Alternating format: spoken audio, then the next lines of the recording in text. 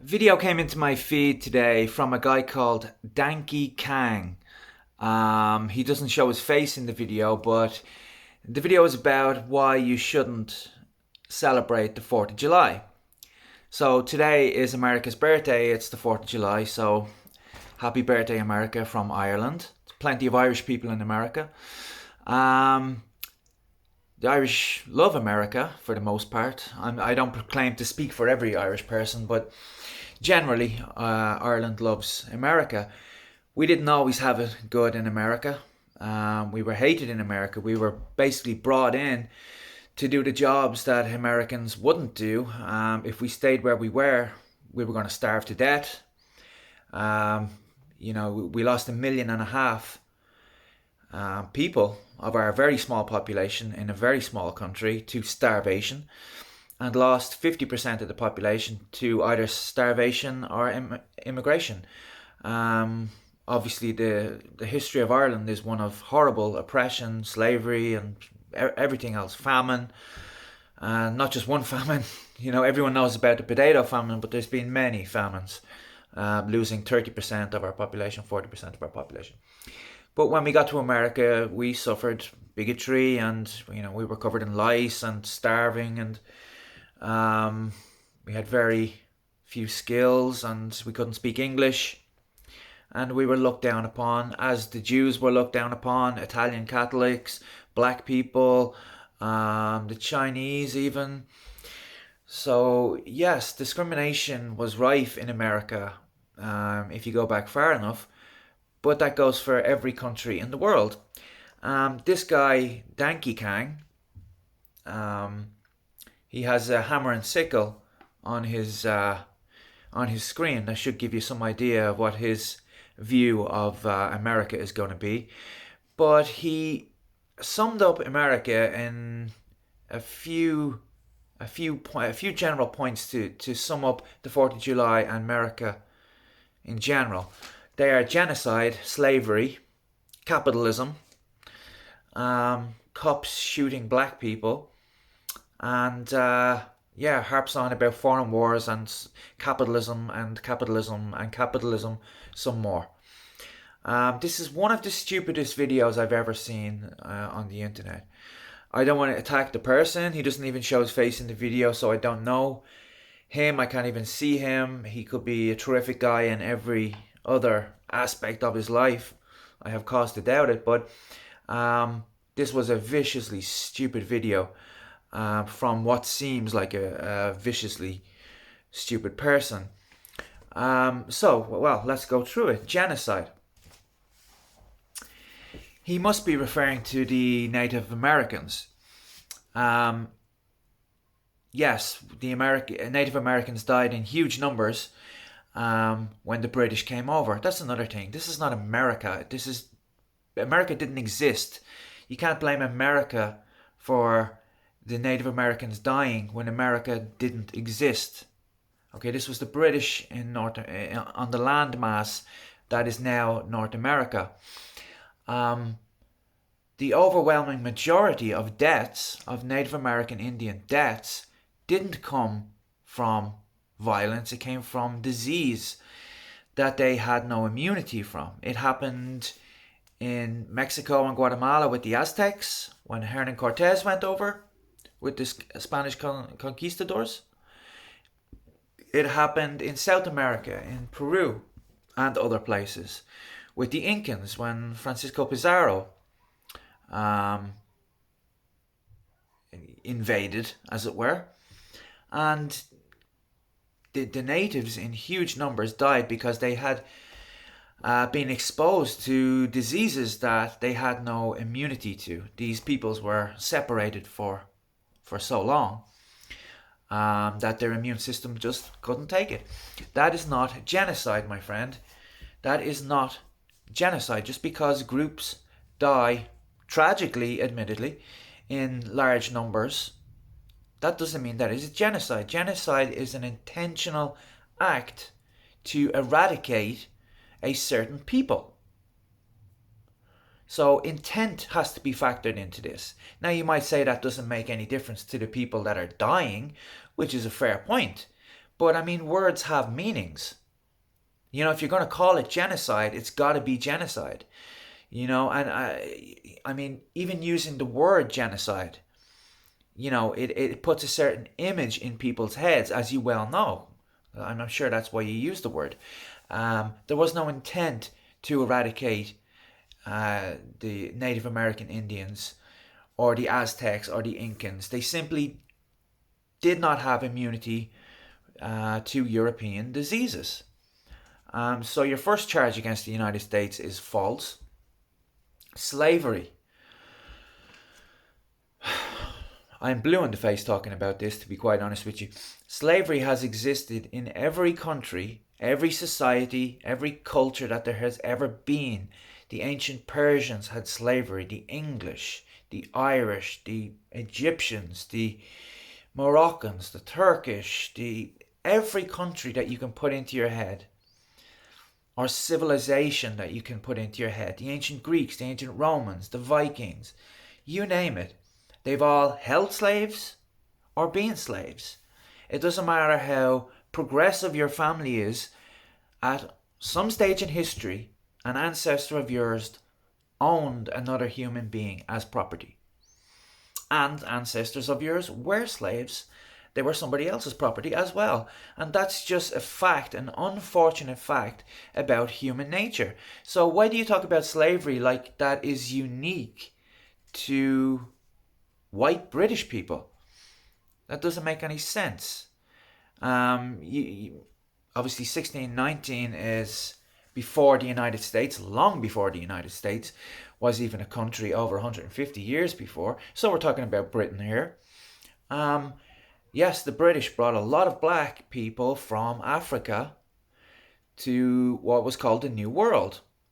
As I'm sure you know, or maybe you don't, most black slaves that were brought across the Atlantic didn't end up in what is now America. They ended up in places like Jamaica, Haiti, the other places in the Caribbean, and Brazil.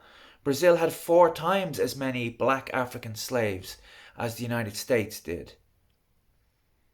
And in your piece, you said that European powers went and kidnapped black people and brought them across the Atlantic. They didn't kidnap black people, okay? They didn't go into these towns in Africa and snatch people out of their beds. That was the style of the Barbary pirates and the Ottomans when they enslaved white people for hundreds of years. That's the kind of thing they did. They did it here in Ireland. They did it in Iceland. They did it in England. They did it many, many places for hundreds of years. That is not what the European powers did. They bought the slaves off slave owners in West Africa. Not white slave owners, black slave owners. So these slaves were initially enslaved by other black people. So your charge here is also false insofar as them being kidnapped. And you might think that's a distinction without a difference, but then again, it puts an image in people's heads that they were, going into these towns and snatching, innocent little boys out of their beds and putting them on ships, bringing them across the Atlantic and sold into slavery. That might be what happened to them, but it wasn't white Europeans that did that. The white Europeans bought these slaves off black slave owners in West Africa. Slavery has, I said before, I'll say it again, it has existed in every country. So why do you talk about slavery like it's unique to white people? Slavery has always existed. It still exists today. There are 9 million black slaves in Africa right now and other parts of the Middle East right now. The only way the British are unique in so far as slavery goes is they put an end to it. Between the British and the French, and it came out of the Enlightenment really, that it became an embarrassment. They said, well, this is wrong. It took a long, long time for people, black, white, and everything in between, to realize that slavery is an abomination. But it was the British who first realized this and started to put an end to it. They stopped the Portuguese from bringing slaves to Brazil. They forced the Ottomans to stop dealing in slaves, the Ottoman Turks. They're the only country, well, not the only country, but they were the first country that saw slavery for what it was. And you talk about slavery like it is unique to white people. Well, that's astonishing. The Muslims were dealing in slaves at that time, black Africans, the Chinese, just society after society after society. And nobody had a problem with it. They had no compunction in dealing in slaves because they'd done it forever. It was white Europeans that first had a problem with it and started to put an end to it. Nobody says a damn thing to Turkey today. Do you hold Turkey to the same level of criticism? Do you say that the Turks can't celebrate their national day or should be ashamed? You know, when they wave the Turkish flag with Ataturk on it? Because of what the Ottomans did? The Ottomans were an imperial power.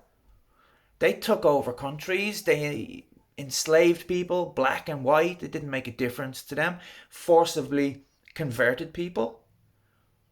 Do you do this with Turkey? Do you say that they should be ashamed, that they shouldn't celebrate their national day?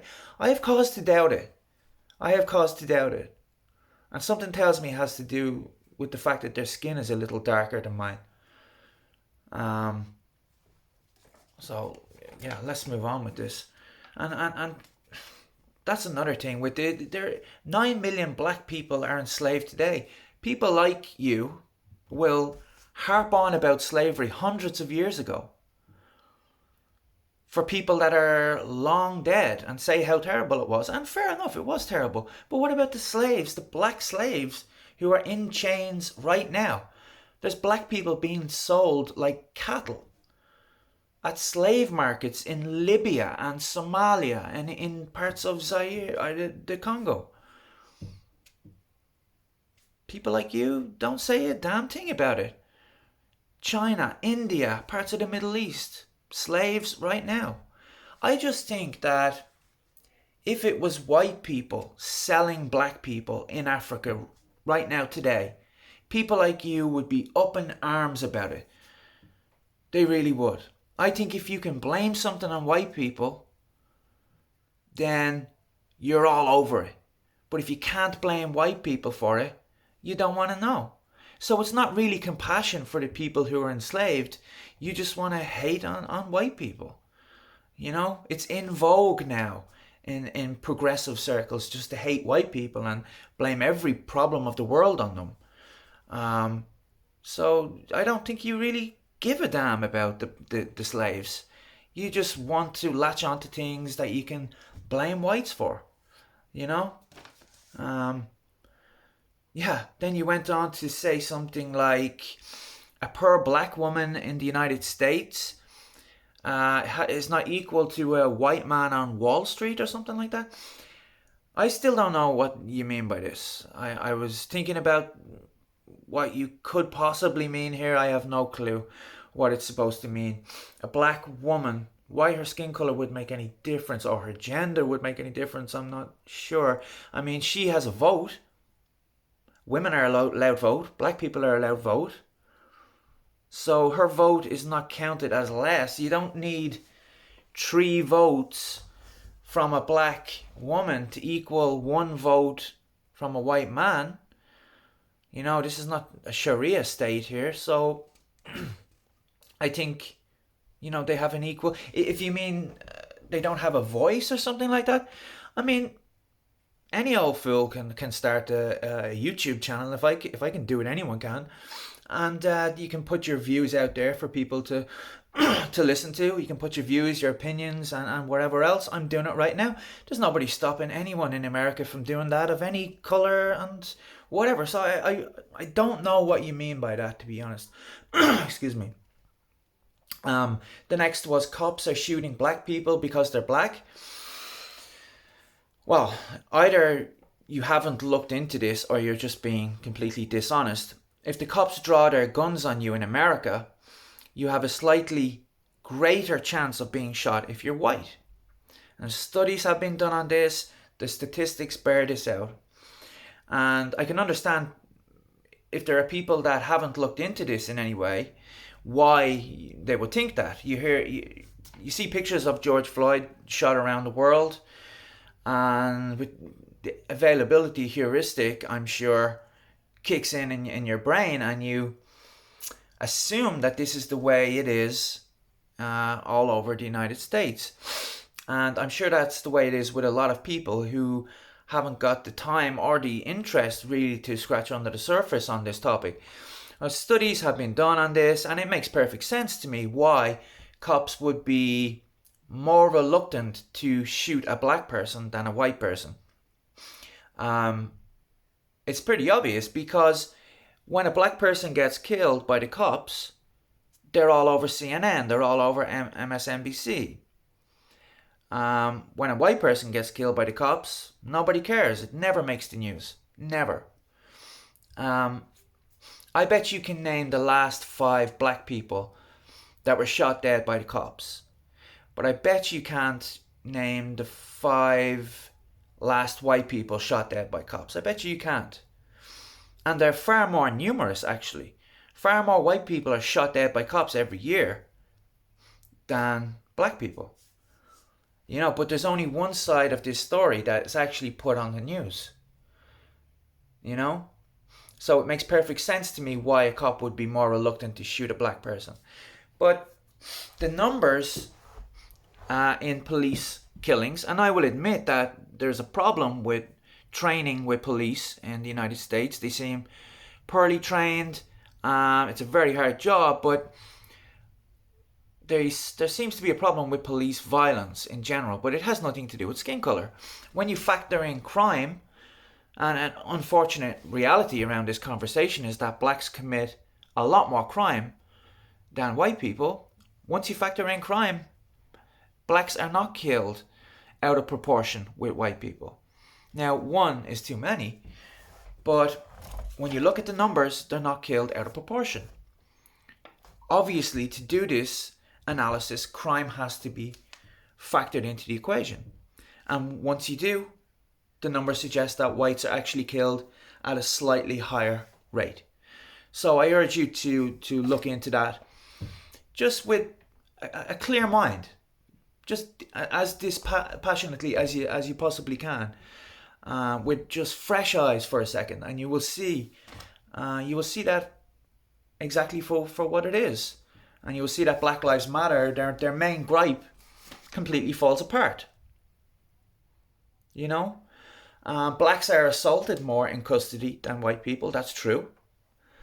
And people might say, aha, that's where the racism is, but black people in custody are actually assaulted more by black officers. White people in custody are assaulted more by white officers. Latino people are assaulted more by Latino officers. So I don't know where the racism fits in there. So that's that one debunked, essentially. Capitalism, an end to capitalism. I mean, even to say something like that is astonishingly stupid. Capitalism is not perfect. Democracy is not perfect. But if you have a better system, bring it. I hate to break it to you, but it's not communism. I don't know how many bodies need to pile up before people will realize that this stuff is not compatible with human nature. It's just not. Everywhere it's been tried, the bodies pile up. And we're not talking about 1 or 2 here. We're talking about tens of millions of bodies. Tens of millions. I mean, really, it shouldn't be necessary to have to rebut such a stupid idea. Would you rather live in South Korea or North Korea? I mean, come on. Would you rather live in Cuba or Florida? Would you rather live in Chile or Venezuela? Would you rather live in East Germany, communist East Germany, or capitalist West Germany? Answer that. You know the answer. We all know the answer. Why were people getting over the Berlin Wall in one direction? Why was there no one going from the west trying to make it to the east? Why is there no people from Florida swimming with sharks to get to Cuba? Why are people not defecting from South Korea to North Korea? We all know the answer. Communism doesn't work. And you might say, oh, this kind of socialism I mean is more like Denmark, not like Venezuela. Denmark is a capitalist country. Denmark has a free market. Yes, they have high taxes, but they have some of the strictest private property rights in the world. It's incredibly easy to set up a company in Denmark. It is not a socialist country, not even close. So if you think it is, you're living in a complete delusion. Black people in America as well have the highest standard of living of black people anywhere on earth. You know, why is that? You know, why do they have a better life than people in Rwanda or Kenya? Why is it that every immigrant in the world wants to get to either the United States or Canada or Western Europe? Why is it nobody's queuing up to get into China or Saudi Arabia or Venezuela or Somalia? These are not just economic questions. There's questions of culture, and the system is just better in the West. And the United States guarantees things like free speech. You know, we hold these truths to be self-evident that all men are created equal. And of course, some people didn't live up to that. Thomas Jefferson himself had slaves. Of course, we know this. Human beings are flawed. It took decades before they were able to live up to the ideals of the Constitution. But the Constitution itself, that is America. That is the American ideal.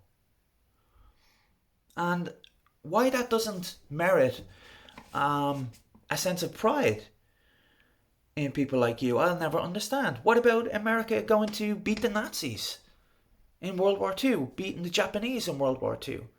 Japanese were the most despicable, brutal people in the history of the world, as far as I can see. Is that not worth being proud about? You talk about imperialism. I'm an Irishman. My history, we know all about British imperialism and other kind of imperialism. I know the good parts of it and I know the bad parts of it. Absolutely I do. How you could call World War I a land grab by imperial powers is just beyond stupid. So Britain declared war with Germany so they could grab some German land? Do you know how stupid that sounds? It's a land grab. Okay, once Germany were beaten, who took the land? What land are you talking about? You talking about Germany? Why didn't they carve up Germany then, after World War I? It wasn't a land grab. There was alliances. All different countries were in alliances with each other. And the catalyst was the assassination of Franz Ferdinand. And World War II wouldn't have happened if it wasn't for World War I. It wasn't a land grab by imperial powers because everything else was taken. That is so unbelievably silly. What else have we got here? There's just so much stuff here. I would be here all day trying to rebut all of this. I should have probably done it in 2 videos. But I'm going to finish with this. America is not perfect. Of course, it has sins in its past. Every country does. Ireland has sins in its past. Britain has sins in its past. Iraq, Russia, France, you name it. They all do. Nobody gets out of this whiter than white. Everybody, every country has done things in its past that it should be proud of, some that it should be ashamed of. But there is a very good reason why every immigrant in the world wants to get to places like the United States, where freedom of religion is protected. Look at Iraq. They have a sectarian war in Iraq because they're different religions. Northern Ireland, different religions killing each other. In the United States, there's freedom of religion, there's freedom of speech, freedom of the press. You have individual freedoms in the United States that you should not take for granted. That is not the status quo of the world. You don't just throw things up in the air and have them land like 21st century the United States. You just don't. That is not where we come from as human beings. We come from anarchy and barbarism, and it's an absolute miracle that countries like the United States can come about. I think the Constitution is the greatest it's the greatest document that has ever been produced. There is a reason why people in Hong Kong, that they want to be democratic, they want to be capitalist, they want to have their own show. There's a reason why they're waving American flags and British flags and singing the American national anthem. They have statues of the Statue of Liberty because they know America represents freedom. If you think you're oppressed in the United States, you're not oppressed. You don't know what oppression is. You have no clue, and honestly, it's an insult to the people out there in oppressive parts of the world who are actually oppressed. One thing, the stupidest thing you said in the whole video was that we should celebrate the Chinese Communist Party, their anniversary, instead of the 4th of July. I mean, people have been starving in China up until very recently. Life was absolute hell for these people until very recently. What changed? What changed is that they changed economically from communist to capitalist. They embraced capitalism. That's why China is now the second richest country in the world, and they are flourishing. People have enough food. Companies are able to go there and invest. People can go to the doctor and actually get real medicine, and they can be treated. This is a very recent phenomenon, and it only happened when they embraced capitalism. They are still socially communist. There's only one political party there, and it's still a very oppressive country with their social credit and everything else that goes on there. But they embraced capitalism, and that is why the living standards for the average man and woman in China have gone way, way up. I hope you see the absolute irony in that. I hope you see this video. If you don't, I hope somebody else gets something from it.